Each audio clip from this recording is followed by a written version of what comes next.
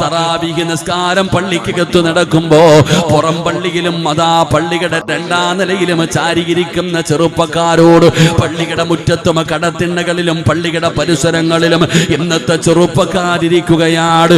മക്കളെ, അല്ലാഹുവിന്റെ പള്ളിക്കകത്ത് നിസ്കാരം നടക്കുമ്പോ ഇന്നലെ കണ്ട കാഴ്ചയാ സഹോദരാ.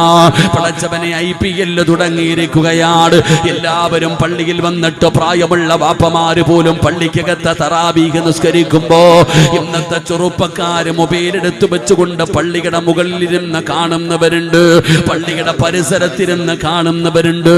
എന്ത് ധൈര്യമാ ചെറുപ്പക്കാരാ, എന്ത് ധൈര്യമാ ചെറുപ്പക്കാരാ. അള്ളാന്റെ ഭവനമാടാ, അള്ളാഹുവിന്റെ വീടാണ് ഇത്. നിന്റെയൊന്നും വീടല്ല ചെറുപ്പക്കാരാ, ഇത് പടച്ച റബ്ബിന്റെ ഭവനമാണ്.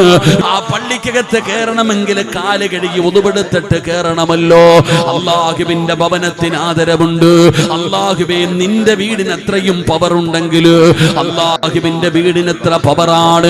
ആ പള്ളിക്കകത്ത് നിസ്കാരം നടക്കുമ്പോഴാണ് എന്റെ ചെറുപ്പക്കാര് പള്ളിയുടെ രണ്ടാം നിലയിൽ കയറിയിരുന്ന് മൊബൈലെടുത്ത് വെച്ച് കളിക്കുകയാ. താഴെ നിസ്കാരം നടക്കുകയാ. പ്രായമുള്ളവര് പള്ളിക്കകത്ത് നിസ്കരിക്കുമ്പോ എന്റെ ചെറുപ്പക്കാര് മൂത്രപ്പരയുടെ പരിസരത്തും ഹൗദിന്റെ സൈഡിലും പുറം പള്ളിയിലും പരിസരങ്ങളിലും കളിച്ചുകൊണ്ട് നടക്കുന്നത്. എന്ത് ധൈര്യമാ ചെറുപ്പക്കാരാ, എന്ത് ധൈര്യമാ ചെറുപ്പക്കാരാ. സർവ്വ ഇബ്ലീസുകളെയും അല്ലാഹു പിടിച്ച് മലക്കുകൾ പിടിച്ച് ചങ്ങലക്കിട്ടിരിക്കുന്ന റമളാൻ മാസത്തില് മോനെ, നിന്റെ ശരീരത്ത് കൂടിയിരിക്കുന്ന ഇബ്ലീസ് ഏതാ? അത് നല്ലതല്ലടാ മോനെ, അത് നല്ലതല്ല ചെറുപ്പക്കാരാ. എന്തിനാ നിനക്ക് കാണണമെങ്കിൽ വീട്ടിലിരുന്ന് കണ്ടാ പോരെ, കളിക്കണമെങ്കിൽ റോഡിലിരുന്ന് കളിച്ചാ പോരെ. എന്തിനാ പള്ളിക്കകത്ത് വരുന്നത്, എന്തിനാ പള്ളിക്കകത്തിരുന്ന് ചെയ്യുന്നത്? ലോകത്തുള്ള പള്ളികൾ മുഴുവനും സ്വർഗത്തിലാണ്. അല്ലാഹുവിന്റെ പ്രവാചകൻ സ്വല്ലല്ലാഹു അലൈഹി വസല്ലമ തങ്ങൾ പറയുകയാ, അല്ലാഹുവിന്റെ ഭവനങ്ങൾ ആരെങ്കിലും സ്നേഹിച്ചാ അവൻ അല്ലാഹനെ സ്നേഹിക്കുന്നത് പോലെയാ. അല്ലാഹന്റെ പള്ളി വലുതാകട്ടെ ചെറുതാകട്ടെ, അല്ലാഹുവിന്റെ പള്ളിയെ സ്നേഹിക്കുന്നത് അല്ലാഹനെ സ്നേഹിക്കുന്നത് പോലെയാ. അതുകൊണ്ട് എന്റെ ചെറുപ്പക്കാരെ പഠിക്കാൻ ഞാനൊരു നന്മ പറഞ്ഞു തരാ. ഈ തറാവീഹ് നിസ്കാരത്തിന് പള്ളിക്കകത്ത് കയറിയിട്ട് ഒരു സുജൂദ് ചെയ്താ, ഒരു സുജൂദ് ചെയ്താ, അതാ നബി തങ്ങൾ പറയുന്നു, ഒരു സുജൂദ് ചെയ്താ അല്ലാഹു 1500 പ്രതിഫലം നിനക്ക് തരുമെന്ന് നബി മുഹമ്മദ് മുസ്തഫ സല്ലല്ലാഹു അലൈഹി വസല്ലമ തങ്ങൾ പറയുകയാ. ഉപ്പമാരെ, ഉമ്മമാരെ, നിങ്ങളും തറാവീഹ് നിസ്കരിക്കുന്നവരാണല്ലോ. തറാവീഹ് നിസ്കരിക്കുമ്പോ അലസതയൊന്നും വേണ്ട, പെട്ടെന്ന് തീർത്തിട്ട് ഓടണ്ട പെങ്ങള്. സമാധാനത്തോടെ നിസ്കരിക്ക്, സമാധാനത്തോടെ നിസ്കരിക്ക്. ആ സുജൂദിൽ പറയേണ്ട ദിക്റുകൾ പറയൂ. എന്തിനാ ധൃതി, എന്തിനാണ്? ഒരു അരമണിക്കൂർ മാറ്റിവെക്കാൻ സമയമില്ലെങ്കിൽ പിന്നെ എന്തിനാ നീ നിസ്കരിക്കാൻ വരുന്നത്? എന്തിനാ പെങ്ങളെ? നിസ്കരിച്ചില്ലെങ്കിൽ ഇല്ലെന്നേ ഉള്ളൂ. വാപ്പാ നിസ്കരിച്ചില്ലെങ്കിൽ നിസ്കരിച്ചില്ലെന്നേ ഉള്ളൂ. എന്നാ അല്ലാഹനെ കളിയാക്കല്ലേ, അല്ലാഹനെ പരിഹസിക്കല്ലേ. ഒന്നുപെടുത്തു പള്ളിക്കകത്ത് കയറിയിട്ട് പടച്ച റബ്ബ് നിന്റെ കണ്ണിന്റെ മുമ്പിൽ വന്നു നിൽക്കുമ്പോ അല്ലാഹനെ കോമാളിയാക്കരുത്, അല്ലാഹനെ കളിയാക്കരുത്, അല്ലാഹനെ കളിയാക്കരുത്. കളിയാക്കിയാ അല്ലാഹ് നിന്നെയും കളിയാക്കും ചെറുപ്പക്കാരാ. അല്ലാഹ് നിന്നെയും പരിഹസിക്കുമടാ, അല്ലാഹു നിന്നെയും പറ്റിക്കുമടാ. എപ്പോഴാണ് അല്ലാഹു പറ്റിക്കുന്നതെന്നറിയുമോ? എപ്പോഴാണ് അല്ലാഹു നിന്നെ കൈവിടുന്നതെന്നറിയുമോ? സക്കറാത്തിന്റെ അവസ്ഥയിൽ മരണത്തോട് മല്ലടിച്ചുകൊണ്ട് കിടക്കുമ്പോ എല്ലാവരും പറഞ്ഞു തരും, പറമോനെ ലാ ഇലാഹ ഇല്ലല്ലാഹ്. ഇത് പറഞ്ഞ സ്വർഗമാണ്, ഇത് പറഞ്ഞ സ്വർഗമാണ്. ഒന്ന് പറയടാ എന്ന് പറഞ്ഞുകൊണ്ട് നിന്റെ കുടുംബക്കാര് ശഹാദത്ത് കലിമ പറഞ്ഞു തരുന്നു. നീയാണെങ്കിൽ ആഗ്രഹത്തോട് അത് പറയാൻ വേണ്ടി നാവ് പൊക്കാൻ നോക്കുമ്പോ നിന്റെ നാവ് പൊങ്ങുന്നില്ല. നിനക്ക് പറയാ കഴിയുന്നില്ല. നാണം കെടുമടോ. ആ സമയത്ത് അള്ളാഹു നിന്നെയൊക്കെ നാണം കെടുത്തി കളയും പെങ്ങള്. അതുകൊണ്ട് എന്റെ പ്രിയപ്പെട്ടവരോട് പറയുകയാണ്, ആ സുജൂദ് ചെയ്ത 1500 ഒരു സുജൂദിന്, 1500 പ്രതിഫലമുണ്ട് ഒരു സുജൂദിന്. അതുമാത്രമല്ല ബനല്ലാഹു ലഹു കസുറം ഫിൽ ജന്നാ, സ്വർഗത്തിലൊരു വീടാ വാപ്പാ. ഹജ്ജ് ചെയ്തവന്റെ പ്രതിഫലമല്ല, ഉംറ ചെയ്യുന്നവന്റെ പ്രതിഫലമല്ല, പള്ളി കെട്ടിക്കൊടുക്കുന്നവന്റെ പ്രതിഫലമല്ല, നോമ്പ് പിടിക്കുന്നവന്റെ പ്രതിഫലമല്ല. അല്ലാഹുവേ, നിസ്കരിക്കുന്ന സമയത്ത് തറാവീഹ് നിസ്കരിക്കുമ്പോ ആ നിസ്കാരത്തിൽ നീ ചെയ്യുന്ന ഒരു സുജൂദിന് അല്ലാഹു നമുക്ക് ഈമാൻ നൽകുമാറാകട്ടെ.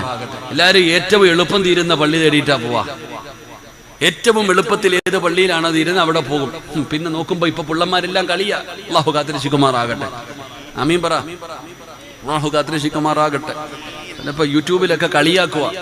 ഓരോ സ്ഥലത്ത് കണ്ടോ ഞങ്ങളുടെ 8ഉം നിങ്ങളുടെ 20ഉം തമ്മിലുള്ള വ്യത്യാസം എന്താണെന്ന് ഇങ്ങനെ കളിയാക്ക. അല്ലാഹു നമ്മളെ കാത്തിരക്ഷിക്കുമാറാകട്ടെ. എന്റെ പ്രിയപ്പെട്ട സഹോദരങ്ങളെ, ഒരു സുജൂദ്, ആ തറാവീഹ് നിസ്കാരത്തിലെ ഒരു സുജൂദിന് 1500 പ്രതിഫലം, 1500 നന്മ. ബൈഹഖിയിലെ ഹദീസ് ഞാൻ ഓർമ്മ വരുന്നില്ല, അല്ലെങ്കിൽ ഞാൻ പറഞ്ഞേനെ. ഇന്നലെ ഞാൻ പള്ളിയിൽ പ്രസംഗിച്ച ജുമഅയ്ക്ക് ആ ഹദീസ് ഞാൻ നാളെ ഇൻഷാ അല്ലാഹ് ഞാൻ പറഞ്ഞുതരാം. എന്റെ പ്രിയപ്പെട്ട സഹോദരങ്ങളെ, പ്രവാചകൻ സല്ലല്ലാഹു അലൈഹി വസല്ലം തങ്ങൾ പറയുന്നു, 1500 പ്രതിഫലം, 2 സ്വർഗത്തിലൊരു വീട്. അള്ളാഹു നമുക്ക് നൽകി അനുഗ്രഹിക്കുമാറാകട്ടെ. അള്ളാഹു നമുക്ക് നൽകി അനുഗ്രഹിക്കുമാറാകട്ടെ. അതുകൊണ്ട് എന്റെ പ്രിയപ്പെട്ട സഹോദരങ്ങളെ, റമളാൻ മാസമ കളിക്കരുത്. മറ്റുള്ള മാസങ്ങളിൽ കടന്ന് ചെയ്യുന്നത് പോലെ ഈ മാസത്തിൽ ചെയ്യാൻ നിൽക്കരുത്. ഇത് റമളാൻ മാസമ. അള്ളാഹു ആദരിക്കാൻ ഭാഗ്യം തരുമാറാകട്ടെ. അള്ളാഹു ആദരിക്കാൻ ഭാഗ്യം തരുമാറാകട്ടെ. അതുകൊണ്ട് അള്ളാഹുവിന്റെ സ്വർഗം കാത്തിരിക്കുന്ന, സ്വർഗം ദുആ ചെയ്ത് കാത്തിരിക്കുന്ന ഒന്നാമത്തെ മനുഷ്യൻ അത് റമളാൻ മാസത്തിൽ നോമ്പ് പിടിക്കുന്ന മനുഷ്യനെയാ. അള്ളാഹു ആ കൂട്ടത്തിൽ നമ്മളെ പെടുത്തുമാറാകട്ടെ. അള്ളാഹു ആ കൂട്ടത്തിൽ നമ്മളെ പെടുത്തുമാറാകട്ടെ. ഉറക്കെ ആമീൻ പറ. അള്ളാഹു ആ കൂട്ടത്തിൽ നമ്മളെ പെടുത്തുമാറാകട്ടെ. എൻ്റെ പ്രിയപ്പെട്ട സഹോദരങ്ങളെ, വിശദീകരിക്കുന്നില്ല. ഈ വിഷയം നാളെയും കൂടെ 2 ദിവസമല്ലേ ഉള്ളൂ, 5 ദിവസമൊന്നും ഇല്ലല്ലോ. ഇന്ന് 2 എണ്ണം പറഞ്ഞാലേ ബാക്കി 2 എണ്ണം നാളെ പറയാൻ കഴിയത്തുള്ളൂ. അൽഹംദുലില്ലാ. നിർത്താറായോ?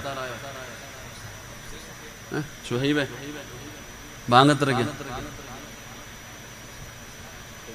നിസ്കാരം ഇപ്പം നടക്കുമോ? ബാങ്ക് കൊടുത്തോ? അപ്പൊ നിസ്കാരം എങ്ങനെ പിന്നീടാണോ ഇപ്പൊ തന്നെ? ഇൻഷാ അല്ലാഹ് ഇപ്പൊ നിർത്തിയേക്കും. ഇൻഷാ അല്ലാഹ്. അൽഹംദുലില്ലാ. അല്ലാഹു നമുക്ക് ഈമാൻ തരുമാറാകട്ടെ. 2. അപ്പൊ അള്ളാഹുവിന്റെ സ്വർഗം വിളിച്ച് ദുആ ചെയ്ത് കാത്തിരിക്കുന്ന ഒന്നാമത്തെ വിഭാഗം നോമ്പ് പിടിക്കുന്നവര്. അള്ളാഹു നമുക്ക് ഈമാൻ നൽകുമാറാകട്ടെ. നിങ്ങളൊക്കെ ഒന്ന് എഴുന്നേറ്റ്, ആണുങ്ങളൊക്കെ ഒന്ന് എഴുന്നേറ്റ്. എടാ കസേര ഒന്ന് പതുക്കെ, പൊടി ഇളക്കരുത്, ഒന്ന് മുമ്പോട്ട് കയറ്റിക്ക്. മുന്നോട്ട് കയറിയിരുന്ന എല്ലാവരും. എന്നിട്ട് ആ പള്ളിയുടെ മുമ്പിൽ ഇരിക്കണ ചങ്ങാതിയൊക്കെ ഇക്കരെ കയറിക്ക്. പള്ളി അവിടെ തന്നെ കാണും, എങ്ങും പോത്തില്ല. ഖിയാമത്ത് നാൾ വരെ ഉണ്ടാവും. ഇത് ഇന്നേ കിട്ടൂ. ബാ ഇക്കരെ കയറി പള്ളിക്കകത്തിരിക്കുക. അത് ബാങ്ക് വിളിച്ചു കഴിഞ്ഞ് നിസ്കരിക്കാൻ അവിടെ ഇത്തിക്കാഫൊക്കെ ഇരിക്കാൻ സമയമുണ്ട്, പോയിരുന്നോളി. അപ്പൊ പ്രതിഫലം അല്ലാഹു തരട്ടെ. ആണുങ്ങളൊക്കെ ഒന്ന് കയറി ഇരിക്കെ. ലത്തീവേ, ലത്തീവേ, നീ നോമ്പ് വിളിക്കാൻ വിളിച്ചിട്ട് വരാത്തതിന്റെ ചൊടിയാന്ന് തോന്നുന്നു. ലത്തീവന്റെ മുഖത്ത് പോലും നോക്കുന്നില്ല. ഇരിക്കുക. അള്ളാഹു അദ്ദേഹത്തിന്റെ മകള് വിശേഷമൊന്നും ആയില്ലേ ലത്തീവ? അള്ളാഹു നല്ല കണ്ണിന് കുളിർമയുള്ള സന്താനങ്ങളെ കൊടുത്ത് അനുഗ്രഹിക്കുമാറാകട്ടെ. എല്ലാവരും നീരിടാ, ക്യാമറമാനിരി, നീ വടി പോലെ നിൽക്കാതെ. സഫീർ മൈക്ക് സെറ്റുകാരനെ കണ്ട കണ്ണാടിട്ടോ? ഓന് സാധാരണ ഉമ്മമാർക്കൊക്കെ ടെൻഷൻ, പെങ്കുച്ചിന്റെ കല്യാണം ആയില്ലെങ്കിൽ മാതാപിതാക്കൾക്ക് വലിയ ടെൻഷനാണ്. അവന്റെ ഉമ്മാക്ക് ഏറ്റവും വലിയ ടെൻഷൻ ഓന്റെ കല്യാണം നടക്കുന്നില്ലല്ലോ എന്നാ. ഓനാണെങ്കിൽ അടുത്ത് ഉസ്താദ് എനിക്ക് വയ്യ കേട്ടെന്ന്. അള്ളാഹു ഈ റമളാൻ മാസത്തിന്റെ ബറക്കത്ത്. അവൻ ആകെ പറയുന്നു, ഉസ്താദ് എന്റെ കല്യാണം നടക്കാമെന്ന് ദുആ ചെയ്യണം. മൈക്ക് സെറ്റുകാരനായതുകൊണ്ടാന്ന് തോന്നുന്നു പെണ്ണ് കെട്ടാത്ത. എടാ, നിന്റെ കഴിവ് അറിയുന്ന ആരുണ്ട്? ഈ മൈക്ക് സെറ്റുകാരന്മാര് ഒരു പെണ്ണങ്ങാണ്ട കണ്ണാൻ പോയപ്പോ പറഞ്ഞെന്ന്, മൈക്ക് സെറ്റുകാരനോ വേണ്ടാന്ന്. മൈക്ക് സെറ്റുകാരന്റെ പവർ എന്താണെന്നറിയാവോ? ഈ സാധനം പിടിച്ചു വെച്ചിട്ട് നിങ്ങൾ ആരൊക്കെ ഈ 500 സുജിനകത്ത് എന്ത് ചെയ്യാനാ? എടി, എന്ത് വലിയ കഷ്ടപ്പാടെന്നറിയാം ഈ മൈക്ക് സെറ്റ് ചെയ്യാന്നുള്ളത്. അത്ര നിസ്സാര കാര്യമൊന്നുമല്ല. കരണ്ടുമായി ബന്ധപ്പെട്ടുകൊണ്ട് എത്ര ബോധം വേണം. ഒരാളുടെ സംസാരത്തിന്റെ ശൈലിക്കനുസരിച്ചുകൊണ്ട് അത് സെറ്റ് ചെയ്യാന്ന് വെച്ചാൽ എന്ത് പ്രയാസമാണെന്നറിയോ? അള്ളാഹു അത്രയും കഴിവ് കൊടുത്തിട്ടുണ്ട്. മൈക്ക് സെറ്റുകാർ എല്ലാവരുടെ കാര്യവും. ഞങ്ങൾക്ക് സ്ഥിരമായി പ്രസംഗിക്കുന്നവരെ എങ്ങനെ ഞങ്ങളൊക്കെ, നിങ്ങളൊരു 10 മിനിറ്റ് വാതുറന്നൊന്ന് വിളിച്ച് നിങ്ങൾ ആരെങ്കിലും ഈ മൈക്കിന്റെ മുമ്പിൽ കയറി 10 മിനിറ്റ് സംസാരിച്ചാൽ പിന്നെ കാറ്റേ വരത്തുള്ളൂ. എൻ്റെ അടുത്ത് ഇന്നലെ എൻ്റെ പള്ളിയുടെ പ്രസിഡന്റ് ചോദിച്ചു, എൻ്റെ പൊന്നാര ഉസ്താദെ, ഞങ്ങൾ കമ്മിറ്റി ഓഫീസിൽ ഇരുന്നൊന്ന് ശബ്ദം ഉയർത്തി സംസാരിച്ചപ്പോൾ തന്നെ തൊണ്ട പറ്റുന്നു, വയ്യാതെ നിങ്ങൾ എങ്ങനെ വഴുതു പറയണമെന്ന്, മലക്കാണോ എന്ന് ചോദിച്ചേ.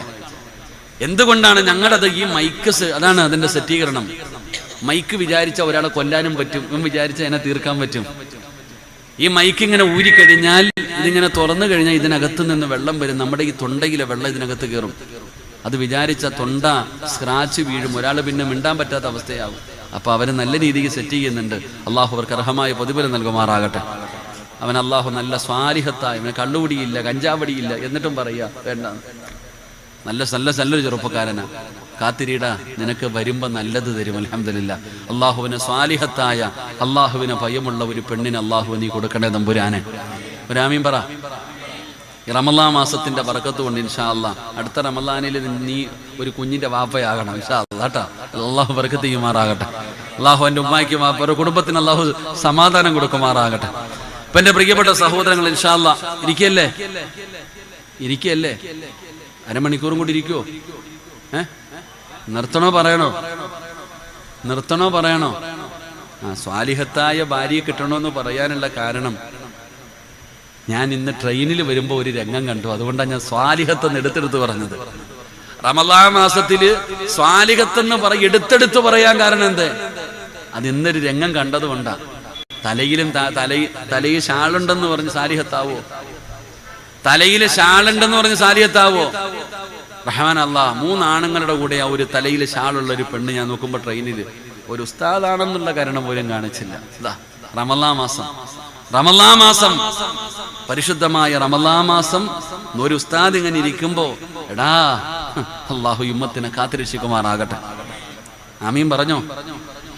അള്ളാഹു കാത്തിരക്ഷിക്കുമാറാകട്ടെ. ഞാൻ ഇങ്ങനെ നോക്കുമ്പോൾ മക്കളൊക്കെ പരീക്ഷ എഴുതുന്ന കുട്ടികളൊക്കെ വന്നു. ഇരിക്കാൻ കസേര ഇല്ലാത്തതുകൊണ്ട് ആ പാവങ്ങൾ തിരിച്ചു പോയതാ. അള്ളാഹു നമ്മുടെ മക്കൾക്കൊക്കെ നല്ല വിജയം കൊടുക്കുമാറാകട്ടെ. പരീക്ഷ എഴുതിക്കൊണ്ടിരിക്കുക, അള്ളാഹു ഉന്നത വിജയം കൊടുത്ത് അനുഗ്രഹിക്കുമാറാകട്ടെ. അള്ളാഹു നീ ഞങ്ങളുടെ മക്കളെ സങ്കടപ്പെടുത്തല്ലേ തമ്പുരാനെ. മക്കളൊക്കെ പരീക്ഷ എഴുതുന്നു, പക്ഷെ മക്കൾക്ക് ഏറ്റവും വലിയ പരാതി പരീക്ഷയെ കുറിച്ചല്ല. ഈ പരീക്ഷ എഴുതുന്ന മക്കൾക്ക് വല്ല പരാതിയുണ്ടോ? അവർക്ക് ആകെ ഒരു പരാതിയേ ഉള്ളൂ. 10ാം ക്ലാസ്സിലും +1ലും +2ലും പഠിക്കുന്ന മക്കൾക്ക് ടെൻഷനൊന്നുമില്ല. ആകെ ടെൻഷൻ ഉമ്മയെക്കുറിച്ച് ഓർത്തിട്ട, ഉമ്മയുടെ പീഡനം. മക്കൾക്ക് പരീക്ഷയെ കുറിച്ച് ടെൻഷനൊന്നുമില്ല. എൻ്റെ പൊന്നാര ഉസ്താദ്, നിങ്ങൾ വഴുതു പറയുമ്പോൾ ഈ മക്കളെ പീഡിപ്പിക്കുന്ന ഉമ്മാനെ കുറിച്ചൊന്ന് പറയണമെന്നാ പറഞ്ഞൊരു ചെറുപ്പക്കാരൻ, ചെറിയ കുട്ടി. ശരിയാ, എല്ലാ ഉമ്മമാർക്കും മൊത്തം A+ വേണം, എല്ലാവർക്കും A+. ആർത്തി എന്ന് പറഞ്ഞ ഒരു അത്യാഗ്രഹം എന്ന് പറഞ്ഞാൽ കുറച്ചൊക്കെ വേണ്ടേ? എല്ലാ ഉമ്മായ്ക്കും വേണ്ടത് A+, മുഴുവനും A+. A+ മേടിച്ചില്ലെങ്കിൽ നിന്നെ കൊല്ലൂന്ന് പറയുന്ന മക്കളോട്. നിനക്ക് എത്ര A+ ഉണ്ടായിരുന്നു? 7ാം ക്ലാസ്സിൽ ഗുസ്തി എടുത്ത ഉമ്മയാ പറയുന്ന മുഴുവനും A+. അതോ 120 കടക്കാൻ സിറാത്ത് കടന്നു പോലെ നീപ്പെട്ട പാടെന്താന്ന് അള്ളാഹ്ക്കല്ലേ അറിയും. 120 മാർക്ക് വാങ്ങാൻ നിങ്ങളൊക്കെ കടന്ന് സക്കറാത്തിന്റെ വരി വരിച്ചത് മറന്നുപോയോ? എന്റെ പൊന്നു പെങ്ങളോട് എനിക്ക് പറയാനുള്ളത്, മക്കളെ പീഡിപ്പിച്ചു കൊല്ലരുത്. ഒരു ഉമ്മ ഒരു A+ ഇല്ലാത്തതിന്റെ പേരിൽ കഴിഞ്ഞ വർഷം നിന്നെ കൊല്ലുമെന്ന് പറഞ്ഞപ്പോ അവള് തന്നെ അങ്ങ് പോയി. പരീക്ഷയുടെ തലേ ദിവസം, നാളെ രാവിലെ പരീക്ഷ തുടങ്ങുകയാ. മകള് റൂമിനകത്ത് കയറിയിട്ട് തൂങ്ങി മരിച്ചു. എഴുതി വെച്ചു, എനിക്ക് പേടിയാ, ഞാനൊന്നും പഠിച്ചിട്ടില്ലെന്ന്. പോയാ പരീക്ഷയ്ക്ക് തോറ്റ അടുത്ത പ്രാവശ്യം എഴുതിയെടുക്കാം. പള്ളിക്കുഴി പോയാൽ എന്ത് ചെയ്യും? ആലോചിക്കാത്ത എന്താ? അതുകൊണ്ട് എൻ്റെ പ്രിയപ്പെട്ട പെങ്ങളോട് പറയുന്നു, മക്കളെ നല്ലതുപോലെ പഠിക്ക്, മുഴുവനും A+ വാങ്ങണം. ഉമ്മ ദുആ ചെയ്യാം. ഇങ്ങനെ പറ, ഞാൻ ദുആ ചെയ്യാം, ഉമ്മയുടെ ദുആയേക്കാൾ വലുതൊന്നുമില്ല, മോൻ പഠിക്കണം, റെഡിയാകണം, അൽഹംദുലില്ലാ, ഉമ്മ ദുആ ചെയ്യാം എന്ന് പറഞ്ഞിട്ട് അവർക്കൊരു ധൈര്യം കൊടുക്ക്, ഒരു പ്രതീക്ഷ കൊടുക്ക്. അല്ലെങ്കിൽ വാങ്ങിച്ചില്ലെങ്കിൽ കൊന്നുകളയും, നിന്നെ വീട്ടിൽ കയറ്റത്തില്ല, നിന്നെ കെട്ടിച്ചുവിട്ട് കളയും. പറയാ ഉമ്മ. അല്ലാഹു നമ്മുടെ മക്കൾക്കൊക്കെ നല്ല വിജയം കൊടുത്ത് അനുഗ്രഹിക്കുമാറാകട്ടെ. എൻ്റെ പ്രിയപ്പെട്ട സഹോദരങ്ങളെ, 2 അള്ളാഹുവിന്റെ സ്വർഗം കാത്തിരിക്കുന്ന 2ാമത്തെ വിഭാഗമാരാ? എന്റെ പ്രിയപ്പെട്ടവരെ, പ്രവാചകന് സ്വല്ലല്ലാഹു അലൈഹി വസല്ലമ തങ്ങൾ പറയുന്ന 2ാമത്തെ വിഭാഗമാരെന്നറിയുമോ? തന്റെ നാവിനെ സൂക്ഷിക്കുന്നവരെ. തന്റെ നാവിനെ ആരാണോ സൂക്ഷിക്കുന്നത്, അവളെ എനിക്ക് തരണേ അല്ലാ എന്ന് സ്വർഗം ദുആ ചെയ്യുമെന്ന് നബി മുഹമ്മദ് മുസ്തഫ സല്ലല്ലാഹു അലൈഹി വസല്ലമ തങ്ങൾ പറയുന്നു, ആരാണോ തന്റെ നാവിനെ സൂക്ഷിക്കുന്നത്, ആ നാവിനെ സൂക്ഷിക്കുന്ന ആളെ എനിക്ക് തരണേ എന്ന് സ്വർഗം ദുആ ചെയ്യുന്നുണ്ട്. അള്ളാഹു അക്കൂട്ടത്തിൽ നമ്മളെ പെടുത്തുമാറാകട്ടെ. ആമീൻ പറ. അള്ളാഹു അക്കൂട്ടത്തിൽ പെടുത്തുമാറാകട്ടെ. നോമ്പുണ്ടോ എന്ന് ചോദിച്ചാൽ എല്ലാത്തിനും നോമ്പുണ്ട്. വെറും പട്ടിണി, വെറും പട്ടിണി. വയറിന് മാത്രം നോമ്പ്. നാവിന് നോമ്പുണ്ടോ? കണ്ണിന് നോമ്പുണ്ടോ? ചെവിക്ക് നോമ്പുണ്ടോ? ഇല്ല. വഴുതു പറഞ്ഞുകൊണ്ടേ ഇരിക്കുക. എന്റെ പ്രിയപ്പെട്ട സഹോദരങ്ങളെ, നാവിന് നോമ്പില്ല. നിങ്ങൾ ആലോചിക്കേ, ഈ നോമ്പൊക്കെ എപ്പോഴേ മുറിഞ്ഞുപോയി. ഇന്നിപ്പോ ഉച്ചക്കിരിക്കുന്ന ആർക്കാ, എത്ര പെണ്ണുങ്ങൾക്കാ നോമ്പുള്ളേ? അതൊക്കെ വരുന്ന വഴിയിലേ പോയി. അള്ളാഹു കാത്തുരക്ഷിക്കുമാറാകട്ടെ. അള്ളാഹു കാത്തുരക്ഷിക്കുമാറാകട്ടെ. ഇവിടെ അങ്ങോട്ട് നിങ്ങൾ ആലോചിക്കേ, ഇവിടെ നമ്മളെക്കാളും നമ്മുടെ ഈ നാവ് കൊണ്ട് ഏഷണിയും പരദൂഷണത്തിനോ വല്ല കുറവുണ്ടോ? നോമ്പടാ. ചിലര് പറയണത്, ഉസ്താദെ ഞാൻ ഒന്നും പറഞ്ഞില്ല ഉസ്താദെ, ഞാൻ കേട്ടതല്ലേ ഉള്ളൂ. ഞാൻ പറഞ്ഞില്ലല്ലോ, ഞാൻ കേട്ടതല്ലേ ഉള്ളൂ. ഇപ്പൊ പള്ളിയിലൊക്കെ നോക്കിക്കേ, മറ്റേത് ചായ കുടിക്കാനെങ്കിലും പോകും. ഇപ്പൊ ഒന്നും പോക്കത്തില്ല, പള്ളി വിറ്റ് തന്നെ ഉണ്ട്. അവിടെ തന്നെ ഇരിക്കുക. ജോലി വല്ലതും ഉണ്ടോ? എല്ലാം കൂടെ അങ്ങോട്ട് രാവിലെ ഉറക്കമല്ല എഴുന്നേറ്റാ കൂടി അങ്ങോട്ട് ഇരുന്നിട്ട് ആമിന അത് അങ്ങനെ അടിയോ, അവളെങ്ങനെ പടച്ചു, അയ്യോ നിനക്കറിയത്തില്ലേ, ഇങ്ങനെ തുടങ്ങി കഥ പറച്ചല്. സുബ്ഹാനല്ലാഹ്. അല്ലാഹു കാത്തുരക്ഷിക്കുമാറാകട്ടെ. നമ്മൾ പറയുന്ന ഒരു കാരണം, ഉസ്താദെ ഞാൻ കേട്ടതല്ലേ ഉള്ളൂ, പറഞ്ഞില്ല. നബിതങ്ങൾ പറഞ്ഞത് അനസായിമുൻ, അവനെ കാണുമ്പോഴേ പറഞ്ഞേക്കണം ഞാൻ നോമ്പുകാരനാണെന്ന്. അവളെ കാണുമ്പോഴേ, അന്യവരുടെ കഥയുമായിട്ട് നിന്റെ അടുക്കൽ വരുന്നവളെ കാണുമ്പോഴേ പറയണം ഔദു ബില്ലാഹി മിനശ് ശൈത്താനിർ റജീം, എനിക്ക് നോമ്പാ.